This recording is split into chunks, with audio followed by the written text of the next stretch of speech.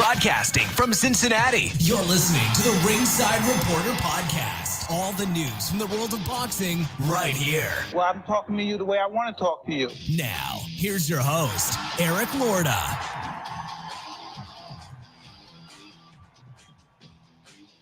And we are live. Welcome to the Ringside Reporter show, where we talk about the latest boxing news. If it's related to boxing, we'll talk about it here. My name is Eric Lorton. I'm your co-host. I have my co-host here, Joe Habib, and we got a great show for you today. If you want to call and ask questions, 323-870-3857. Let's get it started. Showtime pay-per-view. David Benavidez versus Demetrius Andrade for Benavidez's WBC interim super middleweight title. Beeb, there's already a WBC champion, isn't there? There is. So we need an interim. Why? Well, because yeah, I think my thoughts exactly. PBC pulled a few strings. Let's just say that. Yeah, you think? David Benavidez put on the fight of his career last night. Andrade looked really good early, but Benavidez started putting together body shots early. Went to this body real early, man. I gave Andrade the first 3 rounds. I thought he did a great job mixing up his punches and combinations, moving. He was clearly quicker. In the 3rd round, the tide started to turn. Benavidez looked like he hurt Andrade. And then the fight kind of started turning. I thought that he did enough in that 3rd round, though, to win the round. But again, that round really, to me, could have went either way. Swing round. I thought the first round was a little bit tight, too, but most people did give it to Andrade, so I don't have a, Yeah, and I'll tell you what, and nobody can say that like with Andrade, like he wasn't a good fighter. You know what I'm saying? Or he came in like lax, or he came in like he started that fight. He looked great. That was like vintage Andrade, which you want to see when he comes out there, the way he was moving, the way his defense was on point, his offense was on point, he was scoring. And you're like, man, this is going to be a dynamite fight, because this is Andrade I expected to show up. And slowly, and just, David Benavidez starts to turn that tide. And he starts to do it with body work. And then he starts to do it with that jab, and it just, before you know it, the tide is completely turned. In the 4th round, it was starting to turn in the 3rd round. In the 4th round, he got hit with a gigantic right hand. Man, that right hand, I'll tell you what, man, that looked like it was right almost on top of the head, on top of the forehead. It hit him, it looked like, to me. His eyes rolled back in his head, too, when you see the instant replay. He was hurt. I mean, I'm surprised he got up. That was a big shot. Yeah. And, it was one of those shots, like when it landed, I'm not sure that, like, people really that were in the arena really saw it land, but I mean, that was flush as you're going to get, man. It was just a perfect shot. You couldn't throw one any better, man. He caught him with the right hand. Andrade was never the same after that. He beat the count. He was clearly hurt. And honestly, I don't think he ever really recovered from that. I really don't. I think that, he was hurt from that point on. And while in the first, in the 2nd round or whatever, and even in the 3rd round, he was able to come out of it a little bit, but I think that power from Benavidez is real, man. I mean, he loaded up on that shot. That was like a heavy bag type shot. Yeah. Because he loaded up and he put his body into it. He was close and just bam, man. He's got like that thudding. He's got like that thudding power. It's heavy not hands. He's got heavy hands, is what it is. It's not like that. It's not like that sharp, explosive power, but he's got that thudding George Foreman type power when he hits you with shots.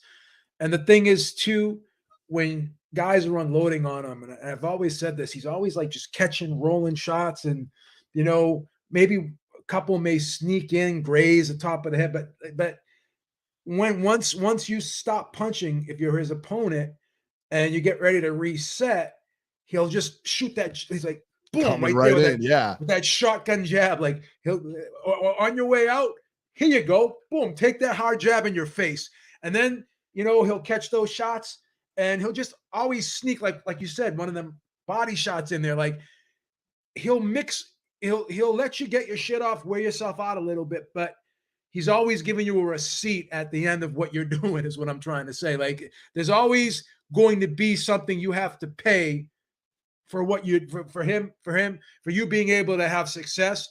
You're gonna pay for that success, as short-lived as it is in the fight. So so he slowly but surely, methodically gives you that false sense of security while he's mixing in a hard shot, while he's wearing you down.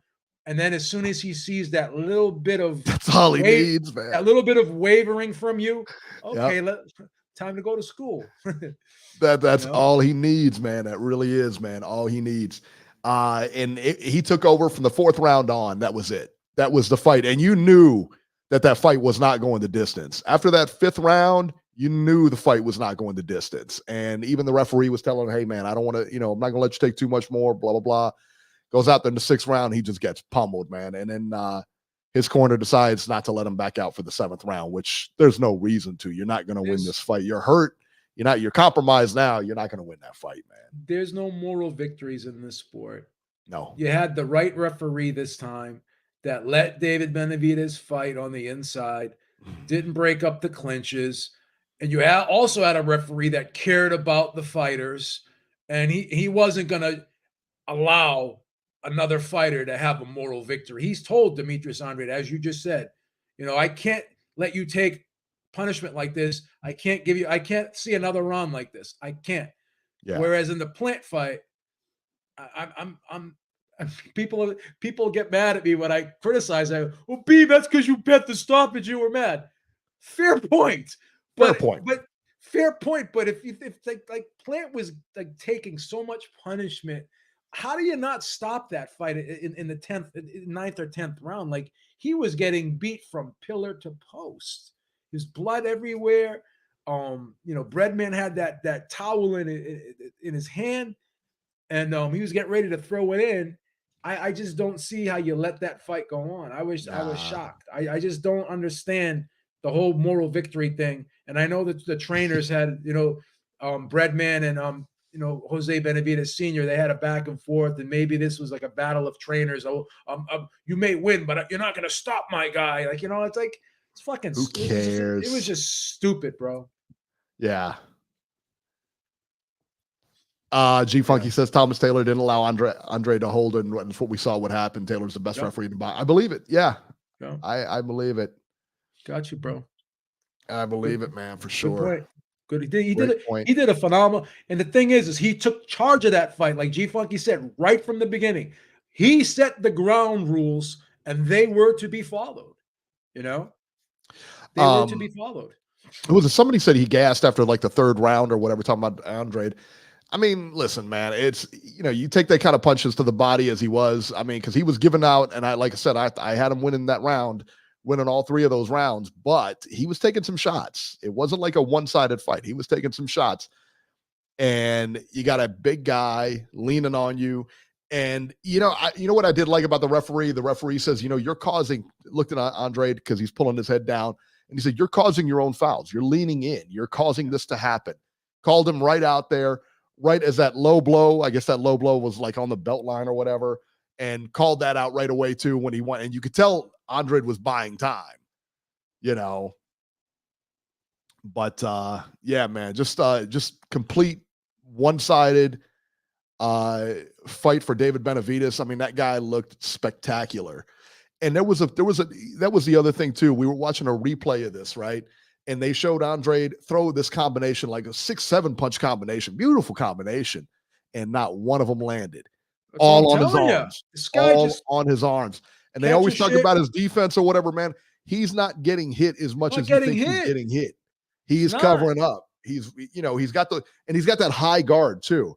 And when he puts that high guard on you, he's tight. I mean, you can't hit his body. You can't. Yeah. It's not like he earmuffs like this, and when you hit the glove, it's going into his face. He keeps his hands out like this, and he's just turning his body, catching shots like this. Yeah. You know what I mean? He's parrying shit down.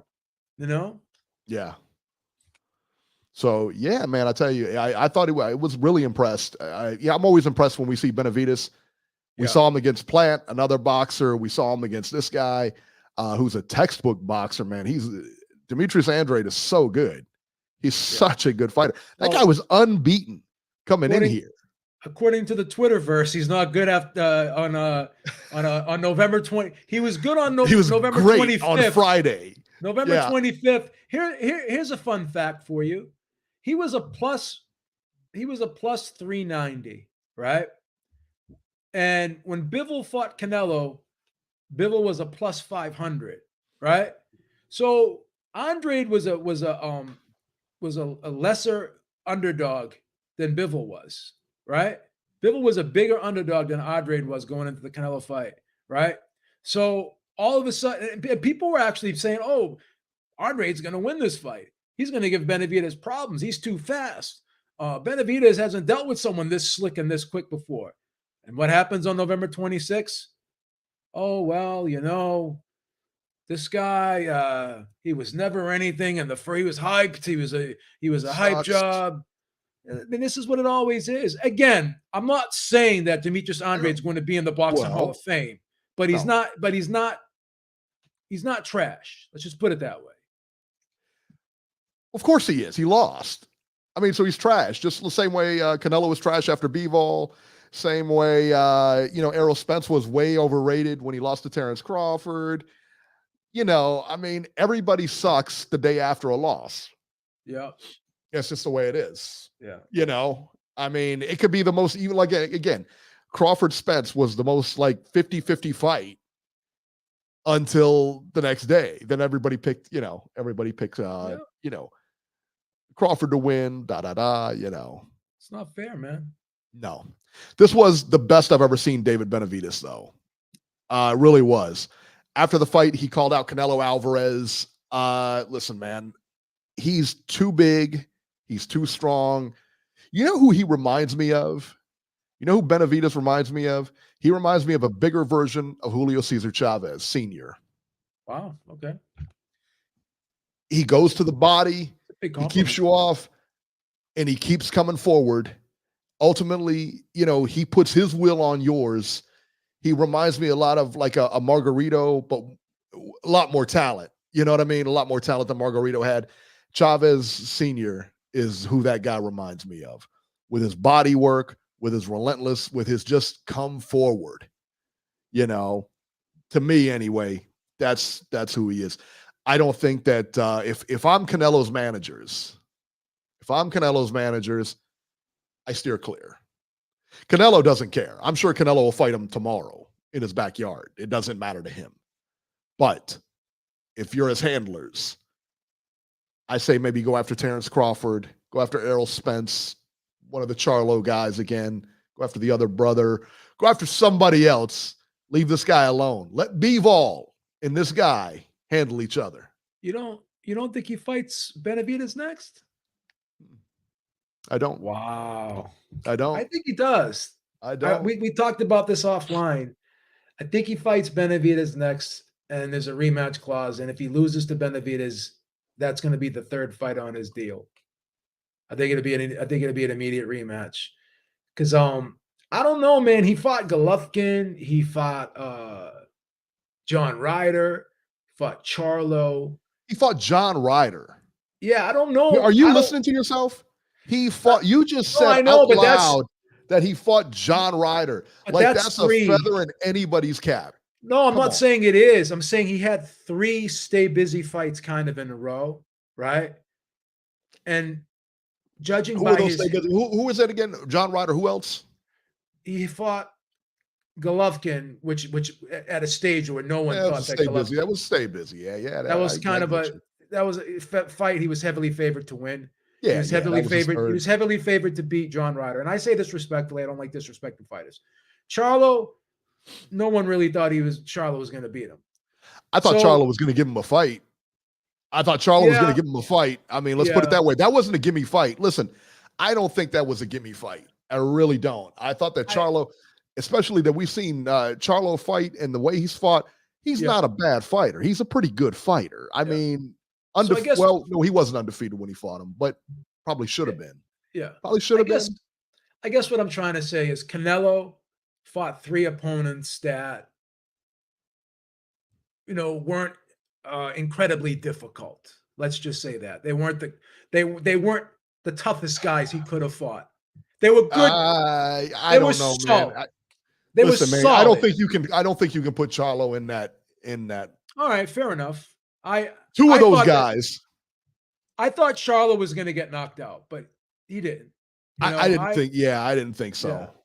And I always said, I said, I thought it was going to be a good fight. I thought that Charlo was going to give and take. Okay. In the beginning, I think Canelo's going to take it over, but I was completely wrong on that. All I can do is give you like my perspective. I thought it would be interesting for a few, but I just didn't think Charlo had the style to trouble Canelo, because Canelo's an inside guy, Charlo's a mid-range guy. But he had the power to trouble him, though.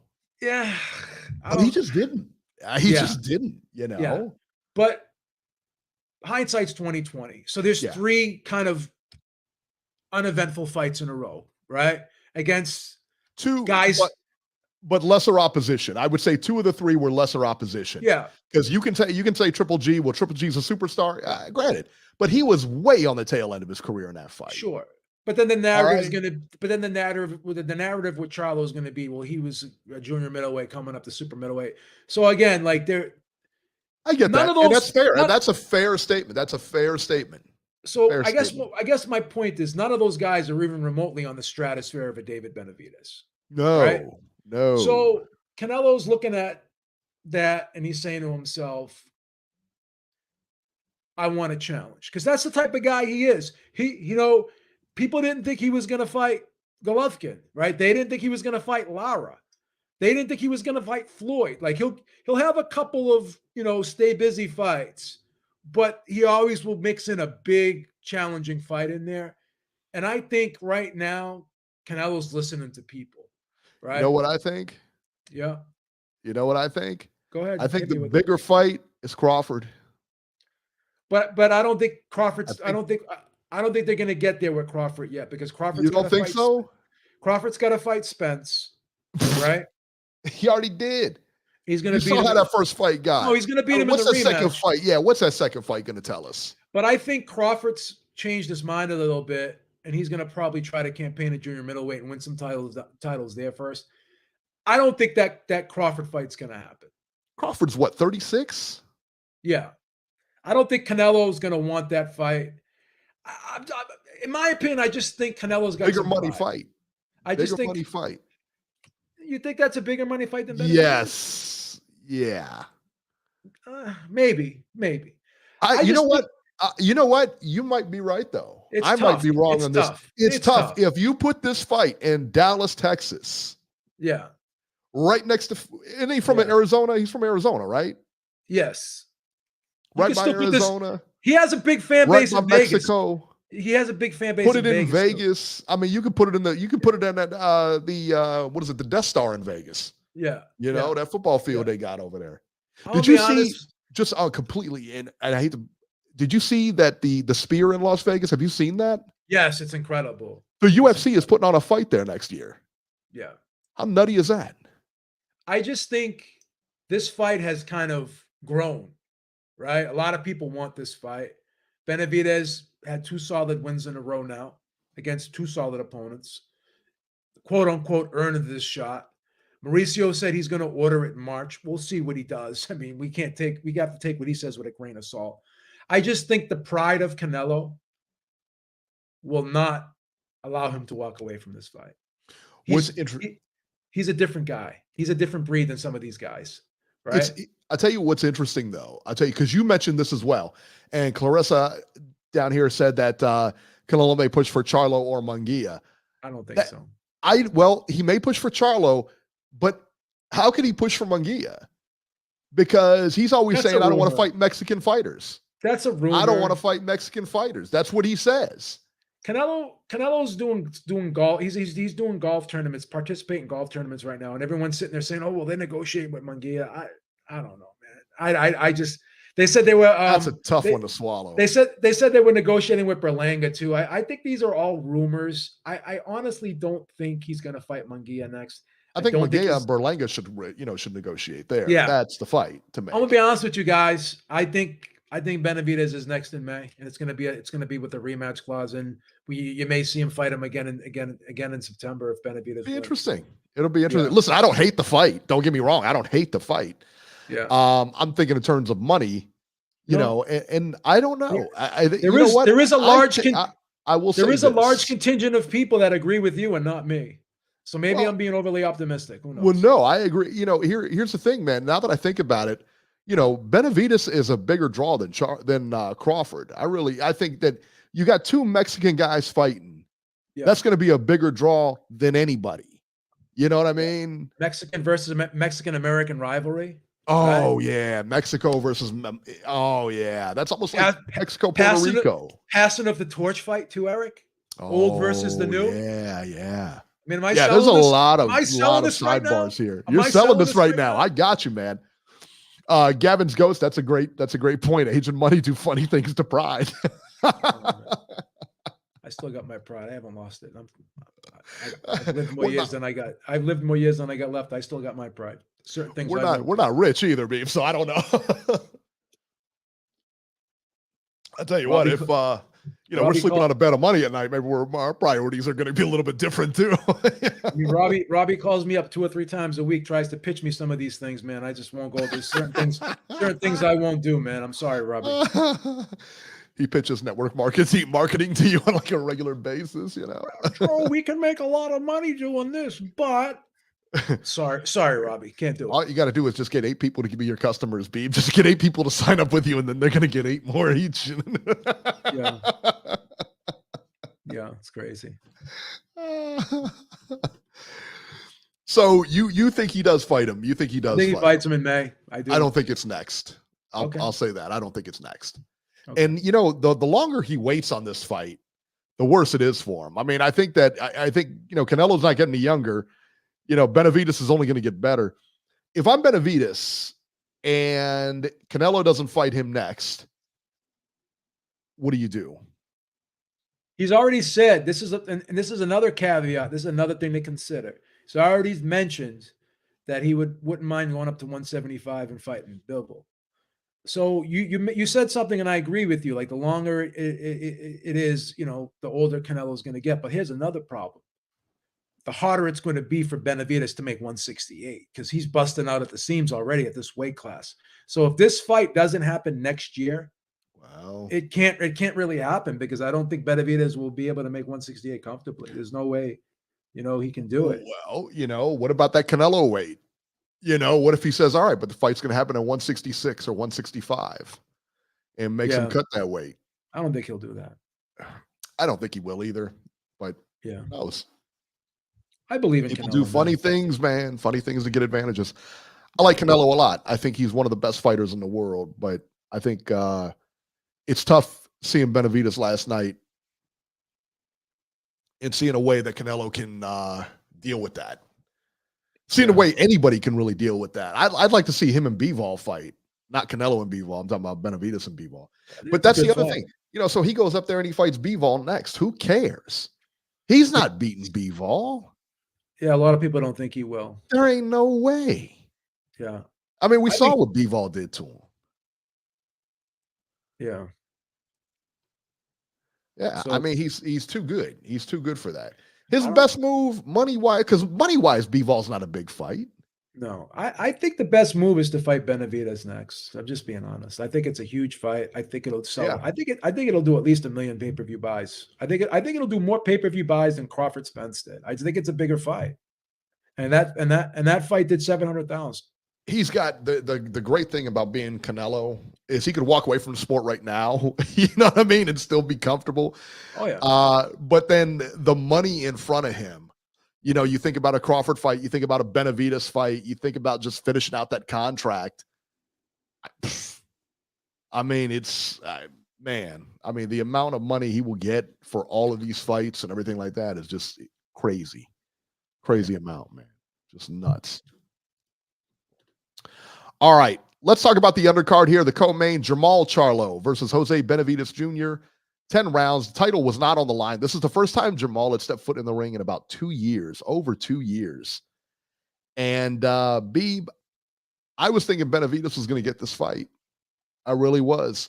When he came out, he looked good. In fact, I was actually more worried about David Benavidez having to watch his younger brother out there, having to watch all this stuff, you know, and the biggest fight of his career. And then you got the biggest fight of your career here. You got to look good. It's a pay-per-view, and you got there's a lot of pressure, man. And having that pressure on him, I mean, but there was no sign of that in his main event. Put it that way. And David's main event. Jose Benavidez Jr. loses to Jermall Charlo 98-92, 99-91, and 100-90. I think I had it 99-91. That's what I had. I was definitely not expecting this, man. I expected Benavidez to be a lot more competitive here, but I will tell you what, man, I will give credit where it's due, and it was due here. Charlo looked great. He really did. Benavidez actually started that first round off a little bit stronger, and as he was starting to heat up, you saw Jermall start to heat up, and just that jab alone, then he would dictate the pace, mid-range, catching him with all these shots, moved very well. Defense was on point. I mean, he looked like he never left. There was no ring rust on that guy. None. I mean, he looked incredible in this fight. Yeah, he mentioned after the fight that he may defend his title at 160. I don't think that's a good idea. I think he should move up to 168. I thought he had a little bit more snap on his shots. I thought his jab was I thought his volume, he had more volume. I think he had more in the gas tank here. He threw a lot of punches, right? And we've seen him in other fights kind of slow down. And I think you can attribute that possibly to being at 160 too long and having to boil down to make that weight. But I thought it was a solid performance. I thought his jab was on point. He threw a lot of jabs. He was moving the jab around. The jab to the body was really an effective punch to open up some of those shots to the head. I just thought he put a very solid performance on. And I was really surprised with that little short uppercut he was able to sneak in there and time Benavidez coming in with. And being off for so long, you would have thought his timing was off. But like you said, I was impressed given the circumstances of this fight. I mean, he was off for almost two and a half years, and he came back against a guy who's not the best, but he's a solid guy. He's a very solid guy. He's aggressive, active guy, solid, active guy. Yeah, gave Danny Garcia a hell of a fight, right? Yeah. I think this was an overall good performance, and I would like to see him stay at 168. I don't think it's a smart move to go down to 160. Again, like you got him, his brother, and Errol Spence that have spent like 15 years in the same weight class. You can't do that. You gotta grow. You gotta grow. You gotta let your body fill out, and you can't continue to kill yourself sweating it out trying to make this this weight class for over 15 years. That's too much. Look at Canelo Alvarez, who's been in the sport of boxing for 18 years. Look how many weight classes this guy's traveled through, and he's rock solid at 168. Yeah. Right. So I think these guys really need to be smart. Devin Haney's another guy. He moved up to 140. He looks great right now. Like you see him training, and he looks bigger, looks somewhat stronger. So I think moving forward, these guys got to be smart. Unless they have like a big money fight, they just gotta they gotta listen to their bodies. And once you start saying, "Well, I had trouble making weight for this fight. I had trouble making fight. Oh, it's not easy making weight." It's never easy making weight, but once it becomes a real big chore and it starts affecting you, then you got to move up. You just got to move up. Yeah, I think so. Bunt Cake says Jermall's a sitting duck at 168. Munguia beats him. No. I disagree. I don't know where all this Munguia, like he's a big. There's nothing that strikes me about Munguia. Munguia just went life and death with Sergey Derevyanchenko. And again, Sergey Derevyanchenko is a solid guy. But he is past it. I mean, let's be honest. Yeah. He's not what he once was. Okay? He's just not. So yeah, I don't, Munguia, I don't think he beats anybody, any upper echelon guys. I just don't. And he hasn't fought any upper echelon guy. This guy has been, I'm like, when are we going to move that guy along? Yeah. When is he going to get a big fight? And there's no way Munguia should be able to just walk into a fight with Canelo. There's no way. And No. also it's such a horrible mismatch at this stage. Horrible mismatch at this stage. Yeah, I mean, they talked about like I think they had talked about getting Triple G or whatever from Munguia, and I'm like, come on. I think they're negotiating with John Ryder. That's what I heard. That's the latest I heard, that they're gonna fight John Ryder. What is the fascination with John Ryder? What Well, is the he's the fascination? type of Like, guy. He's the type of guy that you're gonna go rounds with. He's durable, and he'll give you some good work, I guess. You know. he's not going to win the fight. Yeah, it's a tough one. It's a tough one. Do you think that you think? Well, G Funky, there you go. Munguia is a big draw. He's right, and that's the other thing is he's right. He's a big draw. He's got a fan friendly style. You know, I'm not gonna lie to you and say I don't enjoy watching him fight. Well, listen, man. I mean, us saying we don't think he's the upper echelon or anything like that has no way impact on. I definitely watch his fights. There's a place. Guy. There's a place for Jaime Munguia in the sport. Don't get me wrong. But the top of the food chain ain't it though. Yeah, he's not ready for Canelo. Fight up Berlanga. That's a great fight. That's a great fight. I don't hate the John Ryder fight. I don't think that's a good fight right now at this stage of his career. It's not bad. Not bad. It gives him a name. Gives him another name, you know. Right. Former champion. But, you know, somebody else mentioned this in the chat, and I kind of forgot about it, is that would Canelo do business with De La Hoya? Yeah, for Munguia. For Munguia. You know what I mean? Yeah. And who else has he got over there? Just Munguia. That's it. Yeah. He's got Garcia. Yeah, he's got Garcia, but that doesn't, you know. Those are his big guys right there. And he's on the outs with Garcia. You know? He's got Virgil Ortiz too. That's not too bad. That's a decent guy, but we don't know what's going to happen with Virgil Ortiz moving forward. We don't because of his health and everything. So, well, he's fighting again, isn't he? Or did he? I think he's fighting. Yeah, I'm trying to remember. He is fighting. I think he went up in weight or something like that. He's going up to 154. Yeah, he's the one that had that one illness, that crazy illness or whatever. Yeah, I would think that would be it, but what do I know? Yeah, you know, what do I know? Subriel Matias versus Shojan Ergashev for Matias's IBF Junior welterweight title. Matias wins via 5th round stoppage. Beeb, any thoughts on this one? Yeah, Matias is a guy that when you watch him fight, you're saying to yourself, how is this guy doing what he does? You know, he was in there with Ergashev, and Ergashev was landing some pretty decent left hands on him. But he tucks his chin tight. He's got like I say about certain guys, they just have strong defensive constructs, and he's another one of those guys that have strong defensive constructs. Yeah. And he'll partially block shots, he'll roll shots, he'll, like I said, brace himself for the shots. And he's another guy that when he gets close to you, he'll make you pay. You'll get your shots off, but he's another guy that gives you the receipt after you land your shots. And the body work in this fight was incredible. There was one thing that Ergashev was doing that was really irritating me, and he just kept leaving his jab out there, and he was just trying to measure him with the left hand, and he was just stiff arming. He wasn't throwing his jab and snapping it out. He was just pretty much throwing all power shots, and he wasn't throwing jabs, right?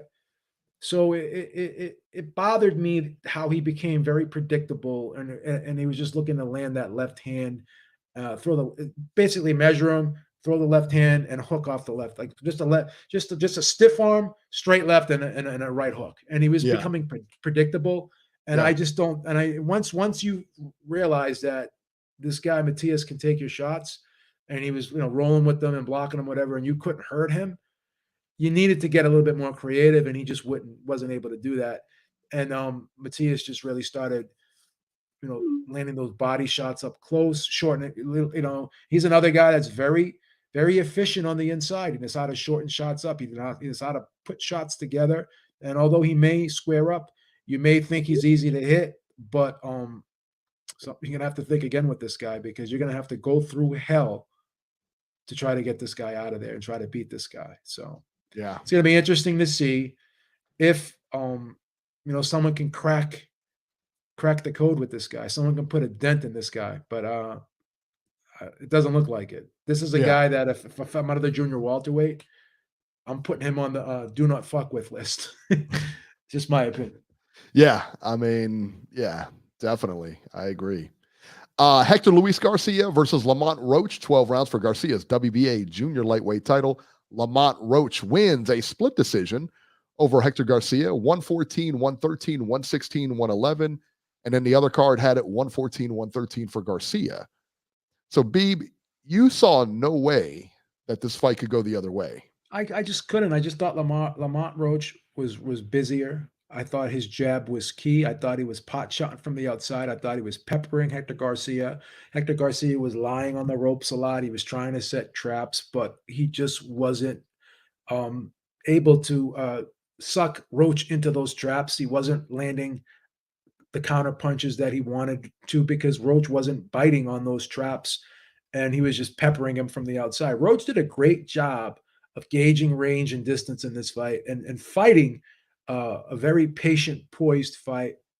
And he was the guy that did what he wanted in there. I thought he was controlling this fight from the outside. As I said, I thought he was peppering him with straight shots from the outside.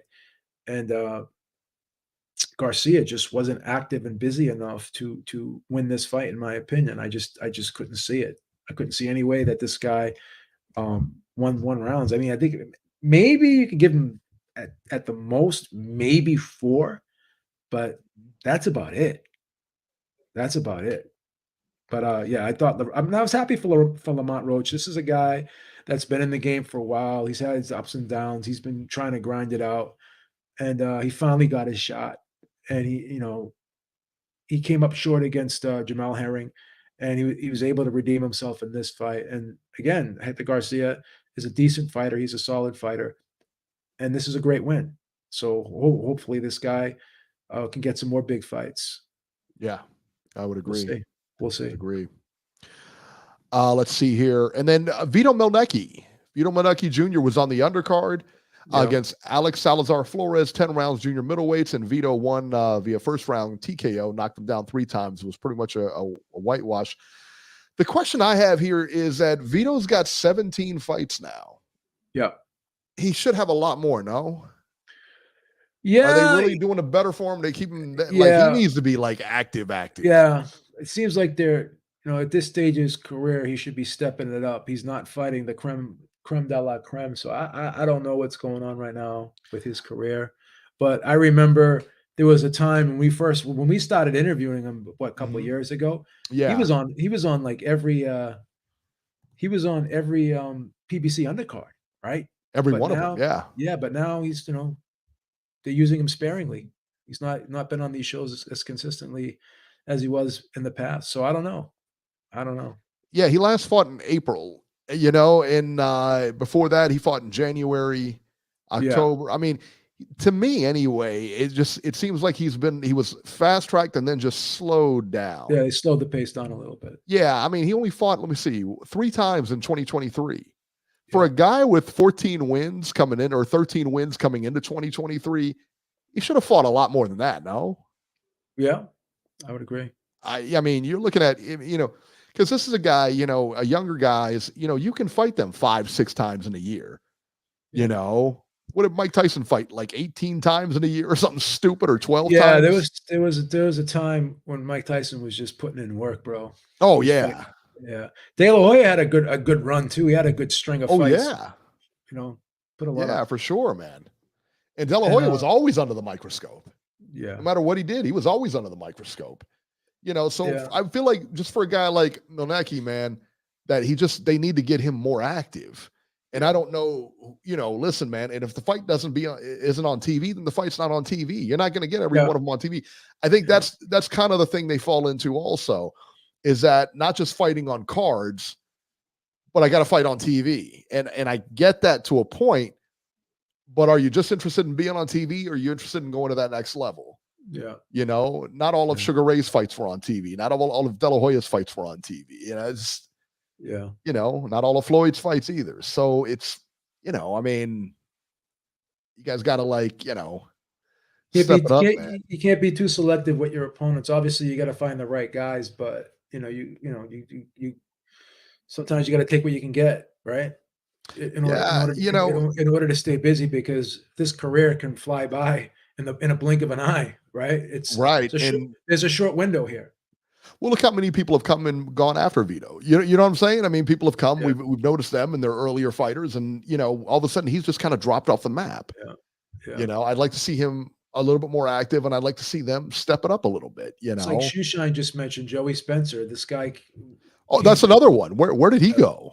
He came out with a bang, and he kind of went out with a little fizzle, man, because he suffered a big defeat, and he had to rebuild, right?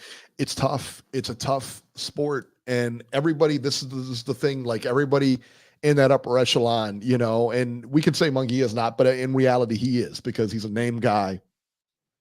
I right? mean, People know him. Yeah, he's a fighter. He can he's fight. He's a ranked contender. He's a ranked contender, right? You got 4 sanctioning bodies, you got 4 belts, so everyone's got you got 4 sets of rankings. So he's like I said, he's going to be ranked in a couple of them, right? Yeah, Corey Lee says Brandon Lee needs a separate. Yeah, what happened to? To Brandon Lee? Where's he at? That's the thing. A lot of these PBC guys, they just don't. They're not. They just kind of disappear into the shadows, Disappear into the shadows, bro. I mean, you can't have 1 million fighters on your roster and then, you know what I'm saying? Like, you've got to run some stuff without TV. But then again, without TV, they're not getting the bigger paydays and everything like that. So everything, I get it. But yeah. Nando Yama says that Lorda brought the hype and lost his receipt. On which one? On which guy? On Andrade? On Milnecki? On Spencer? On who? Brandon Lee? Yeah. Yeah. Let me know, man. Let me know. There's a bunch of them I lost my receipt on. And that was it for the weekend, right, Beeb? That was it. That was the only fights. There was no other card on. Yeah. Huh? Did I miss something? There was one fight that you kind of missed, and that was probably one of the best fights of the weekend. And that was Katie Taylor versus Chantel Cameron.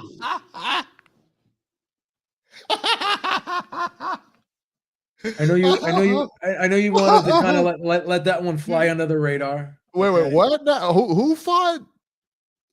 Katie Taylor. Katie Taylor. Did she fight in high heels? Come on, Eric. Please. Did she fight in high heels? I don't know. Yes or no? It's a yes or no question. Absolutely not. Please. Then I'm not interested, son. That's how it is. Unless she was fighting in a big tub of Jello, I don't care. All right. So Katie Taylor, let me understand this here. So she fights 20 minutes and then calls herself undisputed champ. That's how it was last night, right? Yeah. It was a great fight, Eric. It was a great fight. Yeah, great fight. What was the score on that fight, B? Wasn't it a runaway? Was it close? One judge had it 95-95. Another judge had it 96-94. And another judge had it 98-92. Yeah. Yours truly had it 97-93 for Katie Taylor. I thought it was a great fight. A lot of people are complaining about this fight. Because it's a chick fight, or just because it was on TV on the zone? And there's some controversy today about this fight. And I respectfully disagree with a lot of people about this fight. The first round, where supposedly that was supposed to be a knockdown, you can clearly see that their feet got tangled up, and I thought Katie Taylor tripped, and the punch landed on Katie Taylor's wrist area, forearm area. Didn't even land in a scoring area, right? Wasn't a scoring blow.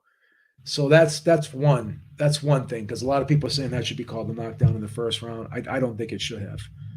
Another thing too is people are complaining about Katie Taylor's holding, and they were disappointed with her tactics in this fight.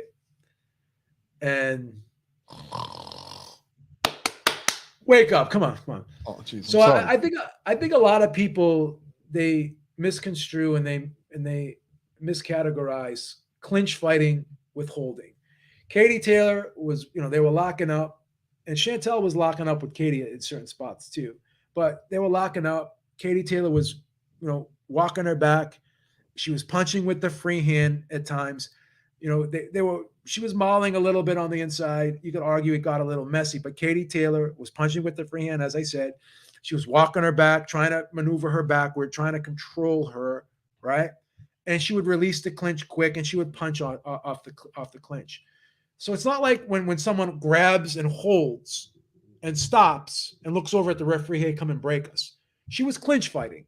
And I know a lot of people, they didn't like when Andre Ward did it. They didn't like when Bernard Hopkins did it. They don't like when Tyson Fury does it. But it is a way of fighting. It's called clinch fighting, and it's not the same as holding. So I think Katie was doing clinch fighting. And I said on the round table on Thursday, she can't box Chantel from the outside. She's got to get close. She's got to kind of rough her up a little bit on the inside, like she did in the later. You guys did a preview to this fight? Wow. Come on, Eric, please. I'm just asking questions. Can I ask any questions? I'm curious about this stuff. I'm trying to know more about it, and then you just take a dump all over me. I don't understand. Yeah. I'm trying to, be interested and help out, Please, Eric, please. So was it on Brazzers or what was you say, DAZN? It was on DAZN, Eric. Come on, please. I'm gonna rupture my spleen here. Don't make me laugh. So I'm trying to learn. But like I said, I thought Katie was clinch fighting. A lot of people think she was holding. It is what it is, man. I thought Sean Porter was another guy who clinch fought. He was a guy that grabbed you, grappled with you, punch with the free hand. Like I said, walk you back, twist you, turn you, maneuver you. Were they both clinching? I mean, were their faces real close? Did they start kissing at any point during this? I mean, this is not X videos, please, Eric. I'm just asking questions, man. I'm trying to learn more about it. I'm trying to educate myself. You would think you being the Beeb and you educating all these people, you would let me know. Yeah. Clinching is a foul in the rule book. Read the rule book, Beeb. Yeah. Okay, but again, what is the infraction of what is the penalty of clinching? Break. Break. And if you break before the referee can get in there, or if you're punching with the free hand and you hear the referee say fight to get out, fight to get out. I mean, how many fighters get disqualified for clinching in this sport? I'm having fun about anybody else, but Omar Rodriguez, too far. I mean, come on. What's the matter with you? So again, I understand that clinch fighting is not everyone's cup of tea, but it's part of the sport. It's been part of the sport. Rocky Marciano was another guy who clinch fought. You can go down the list of fighters in the history of sport who were clinch fighters. John Ruiz. Total clinch fighter. Clinch fighter. Stop it. I don't know. John Ruiz from Boston. Well, he's from Boston. He's from Chelsea, Mass. So we'll give him that one. He gets a pass. Definitely a clinch fighter. I mean, where he grabs you, mauls you the whole fight. Lennox Lewis became a clinch fighter when he got with Emmanuel Stewart. You could see him grapple up, grab a guy behind the head and not pull his head down and throw him in. So she was clinching her and stuff. She was clinching her and that kind of thing. Let's move on. This is going down a rabbit hole I don't want to go. Man, I'm just saying, man. There's a lot of controversy in this fight. I just disagreed with a lot of it, but I respect everyone's opinion. Tyson Fury is another great clinch fighter, and he doesn't get credit. Klitschko? Yeah, Klitschko didn't know how to maneuver and walk guys back. He would just lay on them, But I guess you could argue. He was a clinch fighter too, to some degree. So heels optional. Taylor versus Serrano too. Not bad. I like it. What would you rather see? Would you rather see a Chantel Cameron rubber match because Chantel won well, leather and rubber match? Yeah, let's do it, man. That sounds great, man. I love it. Chantel won the first, Katie won the second. Yeah. Would you rather see Katie versus Serrano in the rematch? With heels or just straight up? I mean, come on, please. Man, I'm asking. You're the one giving the scenarios. I try to clarify the scenarios, and now I'm the bad guy. Makes no sense. All right, let's talk about the upcoming schedule here. Because, Beeb's not a big fan of women's boxing, and You know, I hate to try to talk women's boxing with a guy who doesn't care about women's boxing. Do you know Katie Taylor lives in Connecticut, Massachusetts, Connecticut, New England? You talking to her? I mean, she's literally lives 3 hours from my house. What's up, man? What's up? I don't know, man. You gonna holler at her or what? I wouldn't mind taking her out. You know, she's the type of girl that you make adjustments for. You know, you make it. She's a sweet girl. Got a good head on her shoulders. Kind of cute in her own way. She's just kind of cute in her own way. I don't know that that's a compliment. You think it is? I don't know.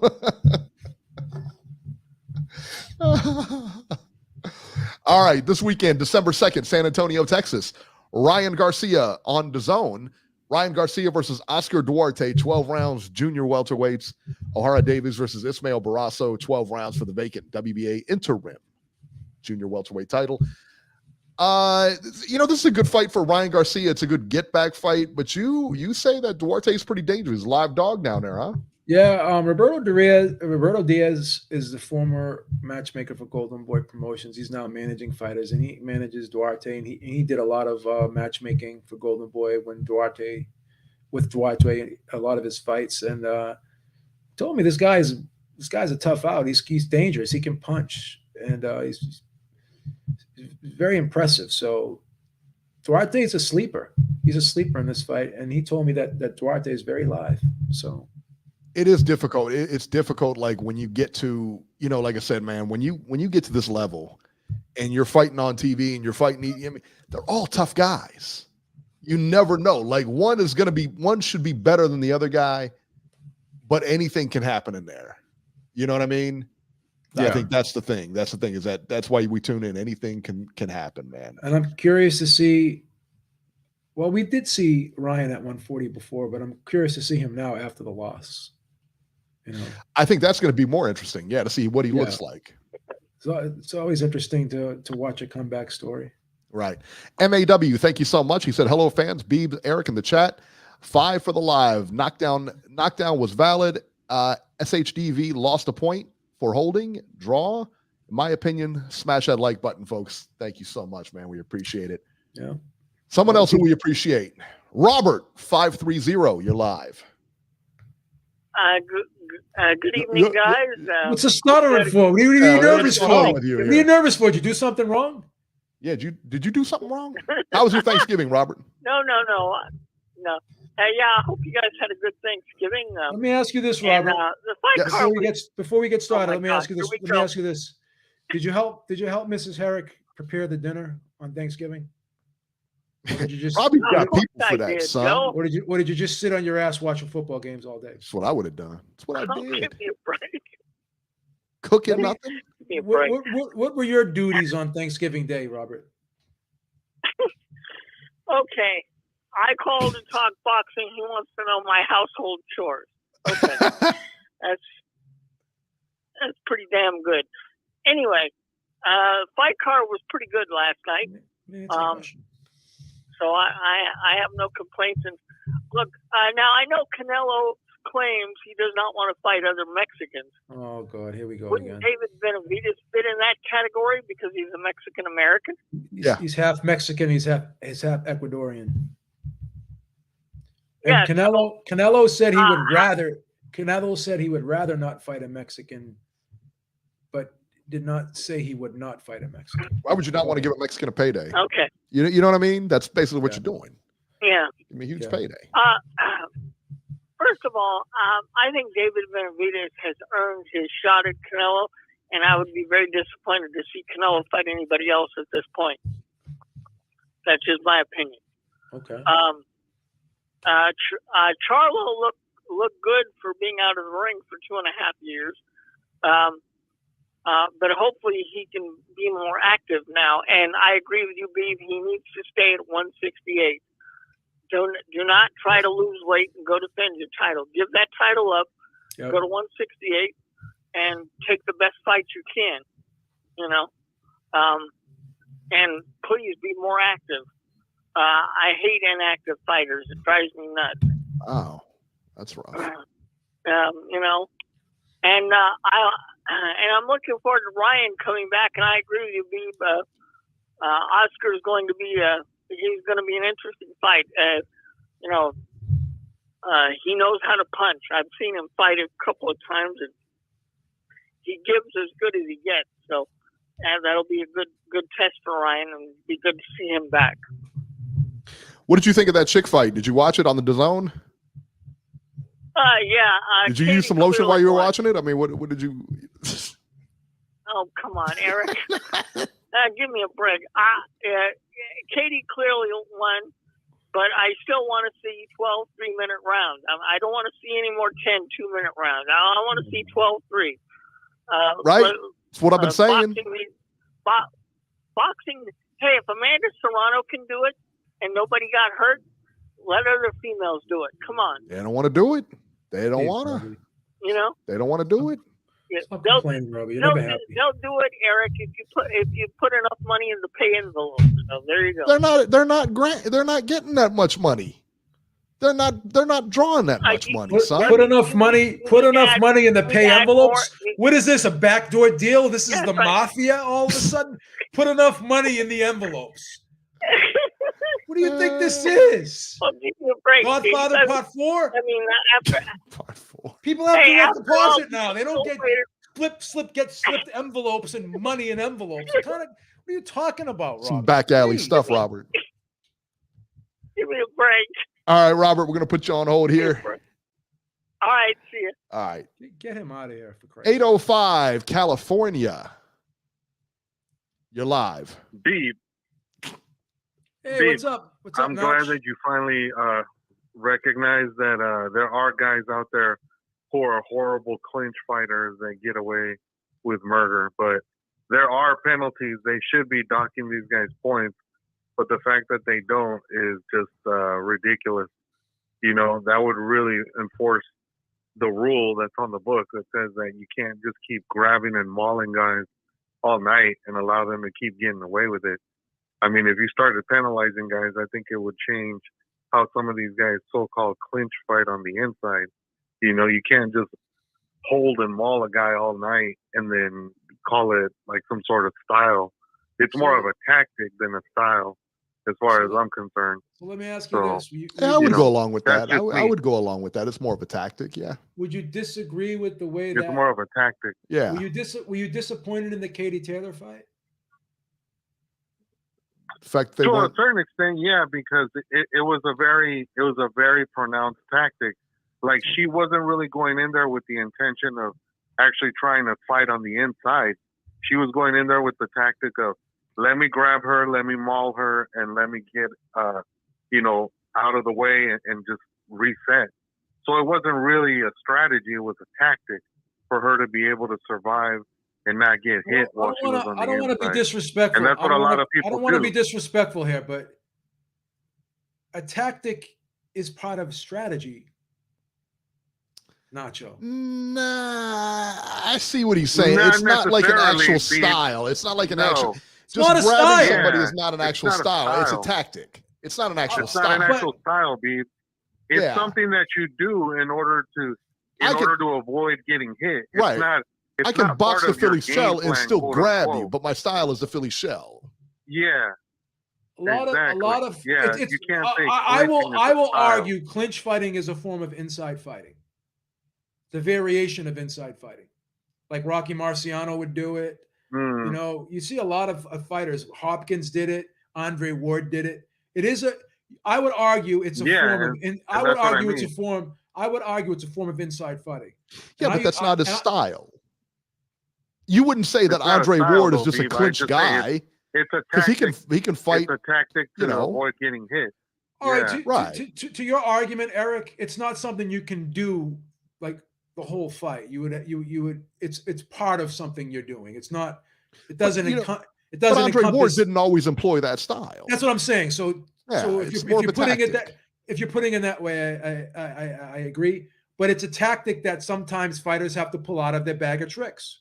Sure, absolutely. I did it all the time. Yeah. But I would say, since we're on the same common ground, how do you feel now about the Katie Taylor fight? Me?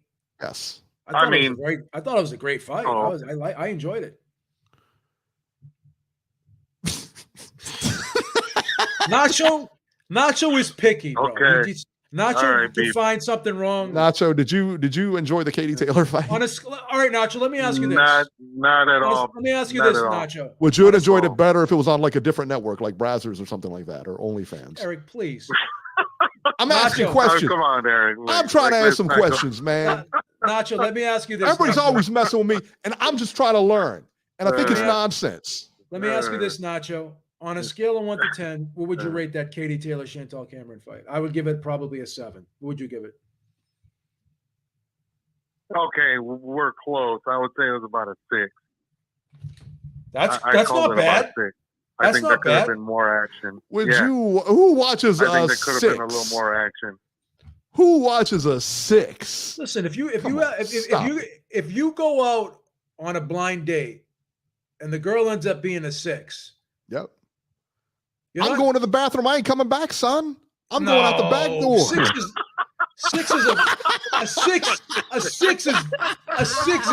6 is very workable. Oh, 5 is average. 5 is average. Just went all the way left. 5 is average. Let me tell you right now. Listen, I'm gonna tell you this right now. Fluffy Toasters in the chat has been on point all night. I asked the real questions, and he knows it. He's right. 5 is average. Chat man of the year, Fluffy Toasters right now. I just called it. It's over. Nacho, 5 is average. A 6 is cute. Goodness. A 6 is cute. Yeah, usually yes. Okay. Yeah. Proceed. Yeah, I don't want to hijack your call like I always. I mean, I always hijack this guy's call. He must hate me. But go ahead. I know Eric already just went all the way left. I'm just gonna be real quick. Benavidez looked great. I think at this point, if Canelo legitimately goes out of his way to fight Jaime Munguia, which some people are saying, then I think he's just trying to see if he can, have him have issues making 168 before they fight. I think that's kind of it's a strategy that he's trying to employ now to make Benavidez have issues getting to 68 if he ends up fighting Munguia. So. I mean, I honestly don't think that Munguia should be the next guy, but honestly, I think it probably will be. Matias, so. Nobody. I don't know, Beeb. I don't see him fighting. I don't see him fighting Benavidez in May. I think at the very earliest he would fight him would be September of next year. I think he is going to take one more fight to make Benavidez just sit and wait. But that's just me, that's just my opinion. With Matias, I think he's the best fighter in that division right now, Beeb. I don't think anybody beats him. I don't think any of the other title holders want any piece of him. Some people have brought up they think Teofimo Lopez could beat him. I don't think so. Teofimo Lopez has never fought a guy as big and as of a wrecking ball as Matias. I don't think he would ever fight that dude. So I think that guy, unfortunately, is going to get avoided even by the title holders in the division. But that was a hell of a performance. He just mowed down Ergashev after the second round. Ergashev couldn't do anything, and he put him away.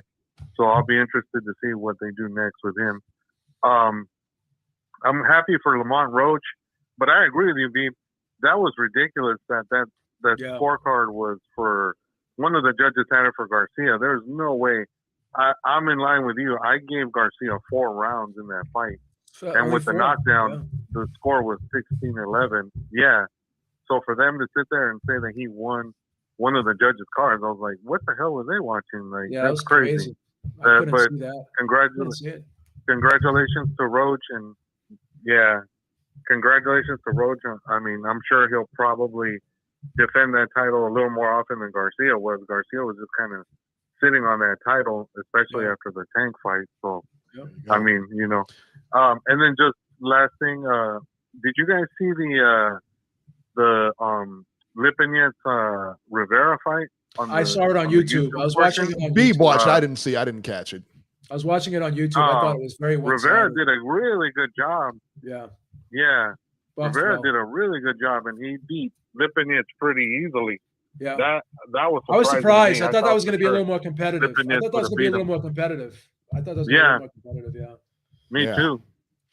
All right, But Nacho, yeah, we're going to get running. but Thank you so Demetrius much. beat him apart. Yeah. We appreciate it, man. Thank All you right, so guys.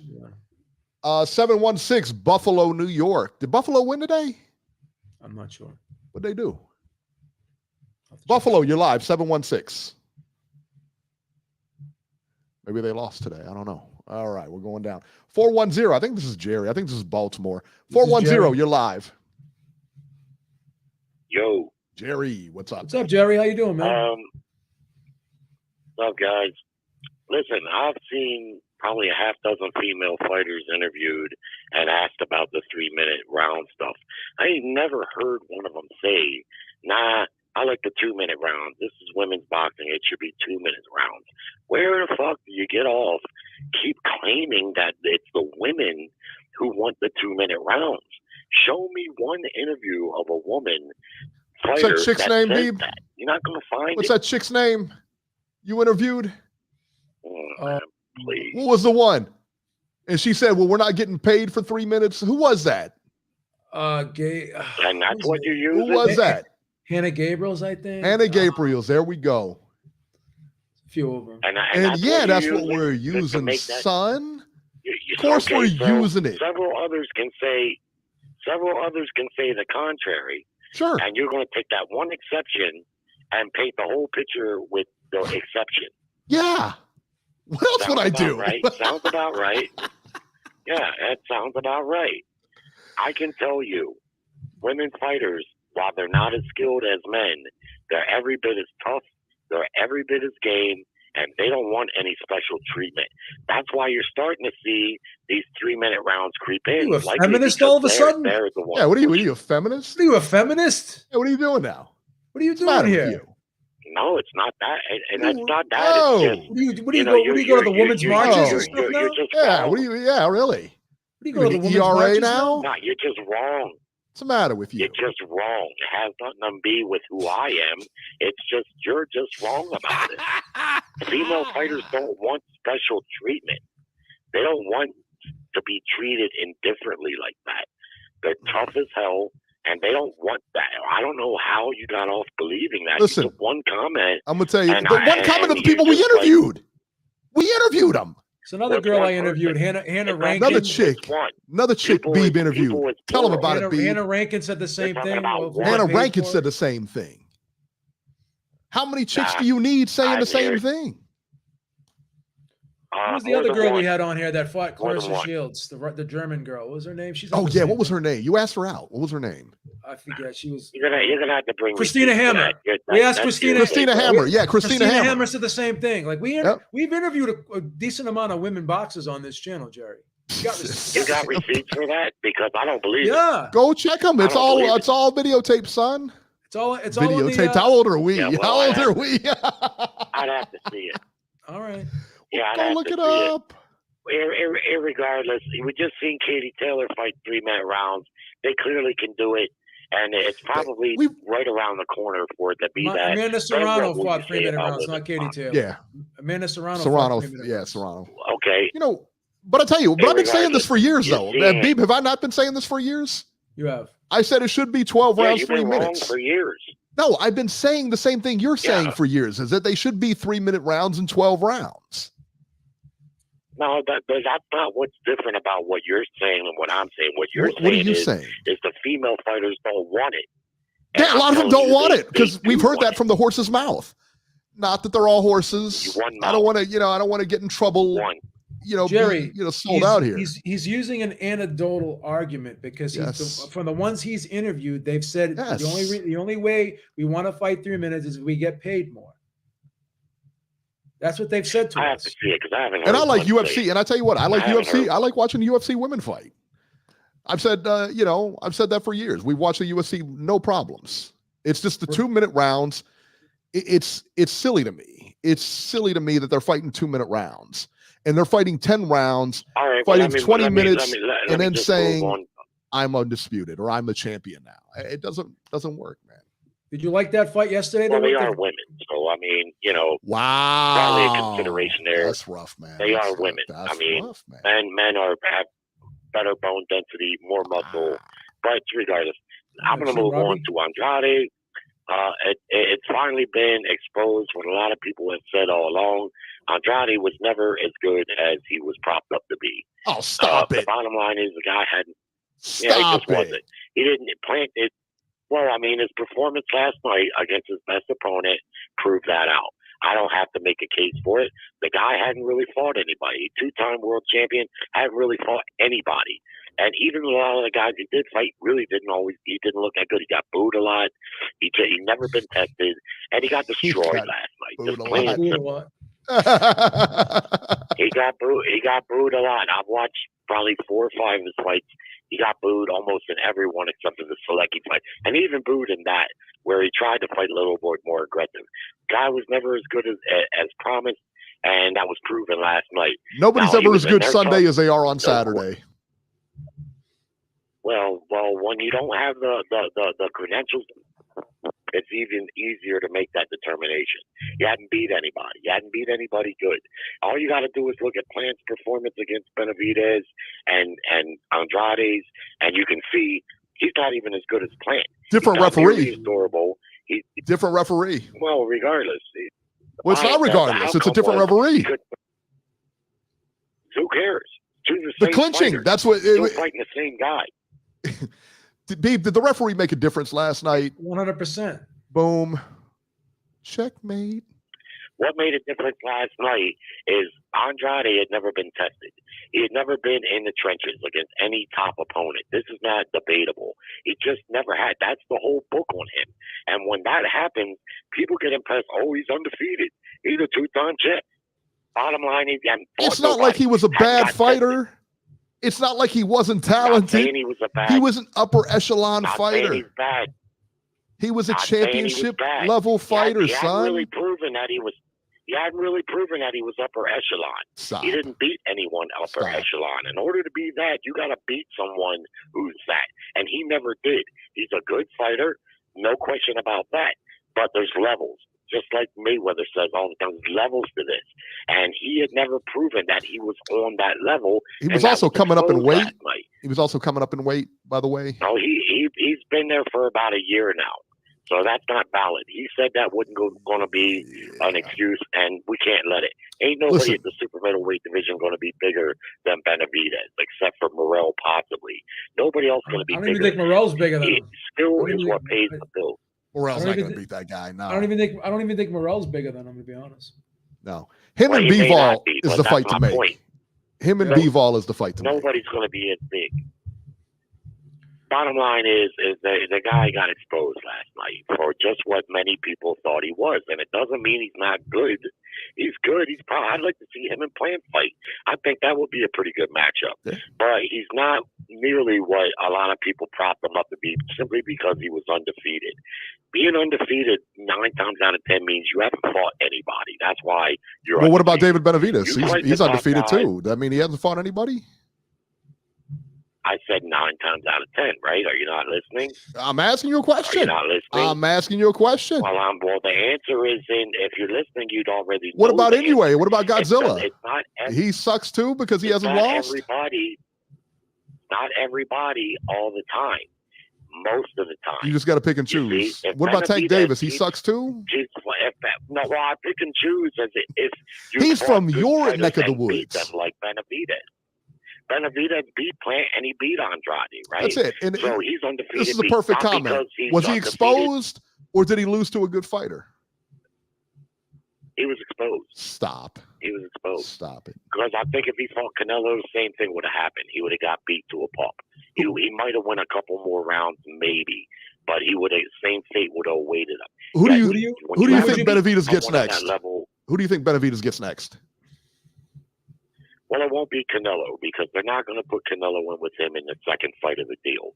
They're going to make their money with him, and he maybe fights Jaime Munguia or somebody. If he fights Benavidez, it's going to be the third fight. Where's Jaime Munguia coming from? I don't know because Beeb. Where is this coming? This is the first I'm hearing about this. But Jerry, why can't he fight David next and have a rematch clause? And if he loses, fight David again in the third fight? Why can't they do that? I'll tell you. I'll tell you why. The people that signed Canelo are on the hook to pay him $33 million guaranteed. He's the biggest ticket in boxing, and they want to make money with him. If he fights Benavidez in the third fight and loses, now they have a lot of leverage, the PBC, to get Canelo to sign with them again to get the rematch. They're not going to put him in there in the second fight. They want to make their money. That's boxing's a business. Made a good point. They're going to have a they're going to have a mandatory rematch clause if he loses anyway. Yeah, but if so why not fight him next? He's going to have to renegotiate. Because if it's the third fight, I guess what Jerry's trying to say, they're going to try to squeeze a fourth fight out of him. Jerry's trying to say they're going to try to squeeze a fourth fight. Either that or possibly a 3-fight deal. They may tell Canelo, look, you want this rematch, you got to sign 3 more fights with us. They're going to have leverage, you see. And I'm sure Canelo's managers haven't thought of this at all. That's crazy. You think you're sitting on your couch and you're the only one who thought about this? Wow, you think I can get 4 fights at PBC? Of course they've thought about it. Of course they've thought about it. Of course they've thought about it. Of course. That's why they're moving the way they are. And this is why... How much you want to bet he doesn't fight Benavidez in May? How much you want to bet he doesn't fight him in May? How much? I've already said he's not going to fight him in May. I don't think he's going to fight him. Well, there's a reason. I don't think he's going to fight him. There's a reason for that. Well, that's what they said about Golovkin, and he fought him in his first fight at middleweight and his second fight at middleweight. Well, G-Funky brings up a good point, too. 1 fight removed. PBC doesn't have any say in the selection of opponents for Canelo, says G-Funky. All right, I got to get going here. Yes, they do. They're the ones that pay in them. All right, Jerry, I still own Baltimore, and that's the way it is. All right, G-Funky says PBC doesn't have a say in the selection of opponents for Canelo. Yeah, I guess not. I mean, I don't know. Here's the problem. But I believe G-Funky. Here's the problem. The network has to want to put the fight on. What network? That's the other thing here. What network? Well, I'm hearing they have a network already. It just hasn't been announced yet. But what is a network? The thing is this: the fighter can always say no, right? But the network can also say no too. So if the network doesn't like the opponent that you want to fight, say the manager says we want to fight this guy, right? And then the promoter. And then tells the promoter that. And then the promoter approaches the network. This is who we want Canelo to fight next. Now they do have a 3-fight deal with Canelo, but they can say, okay, well, we don't want this fight, right? So they could turn down the fight. Like when Andre Ward was with HBO, there were times when he wanted to fight certain guys, and the fight wouldn't be broadcast on HBO because HBO wouldn't approve the opponent. So the network still has. The network is the one that pays the promoter, and then and the promoter pays the fighter with the network's money. So the network does have a say in what goes on. Now you can argue that maybe Canelo has a lot of leverage over that network. That's fair, but at some point the network will step in and say, okay, we don't want this fight. Like when Canelo first signed that $365 million deal with the Zone that they ended up restructuring, and he ended up suing them, and then he ended up suing Golden Boy. There were fights that they wanted him to fight that he didn't want to fight, and because of that, they restructured the deal, and the deal was null and void. So it is a battle sometimes between the network and the promoter and the fighter. So the network is going to choose to decide what fight they want to pay the rights fees for. There you go. A lot of people are saying it's going to be on Amazon Prime. That's going to be their next. Home or whatever. I wouldn't be surprised if Paramount Global is still not going to be like if they don't still do some business with Paramount Global on the app. They were gone. I mean, they're done. I mean, listen, if they booted off, why would they do that? Let me ask you this. So why would they do that? Boot them off of Showtime, who promotes them, who knows how to promote boxing, does a great job of promoting boxing, everything. Why would they then have it on their app? That doesn't make any sense. So I think Paramount is sailed.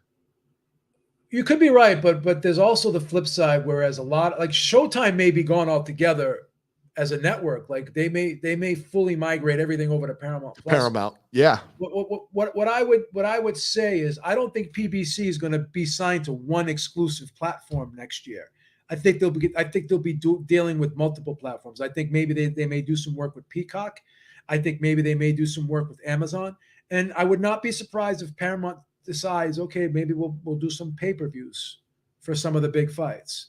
I'm not saying this is etched in stone that I know for 100%, but this is just what I suspect, because we've seen PBC, have multiple deals with multiple networks at the same time. Oh, sure. So, Sure. So there you go. All right. News and rumors. Jermel Charlo vacates the IBF super middleweight title, Beeb. Surprised? No, I saw this coming a mile away. Saw it coming? Yep. All right. Yep. DAZN will be the worldwide provider for the Riyadh season heavyweight showdown on December 23rd. This is the biggest card DAZN's put on all year, and it's going to be on pay-per-view. The Haney fight is going to be on pay-per-view as well. But here's a bright spot. Is that right? The Haney fight is going to be on pay-per-view? I think the price for this battle of the baddest on December 23rd is only going to be $49. I heard it's only going to be $50. Yeah, I don't know. Instead of the traditional $80. I don't know. I don't know. I don't know if it's it shouldn't be on pay-per-view though. You know what I mean? It's just not. I don't know. It's not a pay-per-view. It's a nice card. Don't get me wrong, but it's not a pay-per-view card. Yeah, but, some people are saying for this to be pay-per-view, if Wilder was to be fighting Joshua and that was the main event, then you can make an argument. Oh, it's It's $39.99. I'm sorry. That's not bad. It's $40. Yeah. Thank you, chick. Yeah. And then the Haney fight. Let me see. I think that's $60. Haney and Prograis? Yeah. So the problem we have here is we have too many pay-per-views during the holiday season where people are Christmas shopping and stuff. So I could see an issue with that. Yeah. So the Prograis Haney fight is going to be $60 on that undercard. On that undercard that we're paying $60 for, Ebony Bridges versus Avril Mati. Really? Ebony Bridges? Really? She's the co-main on that thing. Liam Paro versus Montana Love. Yeah, it's not. I don't think the undercard's great. I'll tell you what, I may not pay for it. I'll be honest with you. I may not pay for it. For it. Yeah. That's a lousy card. It's a fight that shouldn't be on pay-per-view anyway. A lot of people are complaining about that one. Yeah, it's a fight. I mean, listen, it's a good fight. Don't get me wrong. It's a good fight. It's not a pay-per-view fight. It's certainly not a $60. And then instead of stacking this card, right, to make it a $60, Ebony Bridges is who you put on. That's the chick who you decide to put on. Yeah. Co-main. A lot of people are complaining about a lot of people complain about that's pay-per-view. Yeah. Give me a lot of people aren't happy with it. I understand. I get it. I'm not. I don't know, man. It's Christmas time, man. Yeah, right. And then you still got to pay $40 for that heavyweight fight. I would rather. And let me tell you what, the Haney fight is a better fight, but I'd rather watch the heavyweight card. I really would, because there's better fights on the heavyweight card all around. Like there's 4 good fights. Yeah, there's a lot 4 more decent fights. Yeah, the whole card from top to bottom is pretty solid. With the Yeah. But come on, man. That's crazy. Yeah, it's crazy. That's insane. No way, man. Not doing it. I'd be interested to see if Robert is going to buy that Haney fight. You know what I mean? I don't know. Is he still on? Yeah, he's still on. Let me bring him back on real quick. Robert, are you paying for the Haney fight? Yeah, to answer your question, Eric, I'm going to buy both of those cards. Yeah. Let me ask you this, Robert. You think it's worth $60? Ebony Bridges in the co-main? 50 maybe. No, I'm not happy about that. I'd like to see it cheaper, but hey, I'm going to pay it because let me ask you this, Robert. I want to see Devin Haney. Okay. Can I ask you this question? Since Mrs. Herrick has increased your weekly allowance, has it been easier for you to buy these pay-per-views? Has it been easier for you to buy these pay-per-views?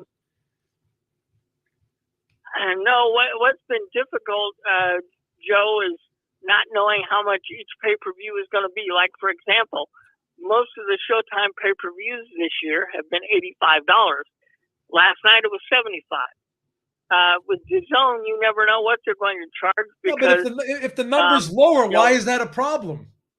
Why does he complain when he spends less money? I know you didn't let me finish. My point is, if you're going to have a pay-per-view, set a solid price where you know that that's what it's going to be each time, and then make sure that you have a card worthy of that price. But it's not. Like, honestly, they could. But it's not, though. Honestly, they could. You've just said it wasn't worth the price. Well, no. Eric, they could charge a lot more, for example, for the heavyweight card than they are. Okay? No, they can't. They could really. No, they can't. Yes, they could. Because it's going to flop. Nobody's buying that card, son. What do you think? That's going to do 1.2? How much do you think? I think. What did Tyson Fury? What did Tyson Fury and Francis Ngannou get? 50,000 buys in the U.S. I don't care what they. I'm asking you a question. No, listen. I'm making a statement. So I'm asking Beeb. Okay. Was it 50,000? They say I think 60 something thousand, but I don't know. Now the world was different, but in the U.S. that's what it is. So what do you think? It was definitely a low. At 5 p.m. On a Saturday. That's a low number because of the time zone. Yeah, a 5 p.m. on a Saturday watching heavy. Come on, man. That fight's gonna flop. They're not charging any more for that because they can't. What do you think? They're giving you an early Christmas present? This is by the goodness of their heart. Don't you think if they could charge $90 for it, they would? Yeah, not that it matters to us, but in the UK, that'll probably do very good numbers. Yeah. Oh yeah, no. In the UK, it's gonna really do well. Now I don't know how many people in the US are going to buy this, Eric, but I think $40 is a steal for that heavyweight card. I really do. You think it's a steal? And not only I think free is a steal. Yeah. I know. Well, it would be really nice if it was included with our subscription, but you can't have everything. So. All right, Robert, we're going to put you back on hold here. Get him out of here, man. You get him out of here. Give him the hook. Give him the hook. Rambutan Killer says this guy doesn't know how to stream. You are 100% correct. I don't want to know how. Beeb doesn't either. Beeb, no way. We don't steal on this channel. Kidding me? We're upstanding from Ohio. Citizens. Title town. We don't steal around here in the Midwest. Upstanding citizens. We follow all the laws. Listen, I don't know what they do in Boston, but I can guarantee here in Ohio, we don't do that kind of stuff. We don't do that.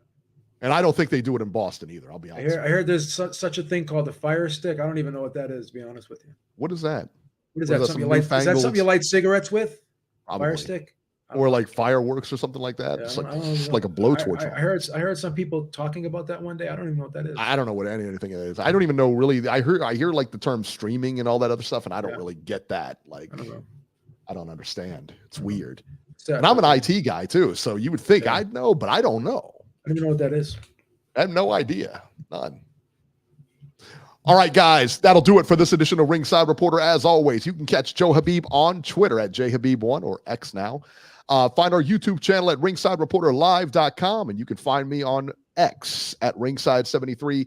Guys, I hope you had a great holiday. We will see you next week.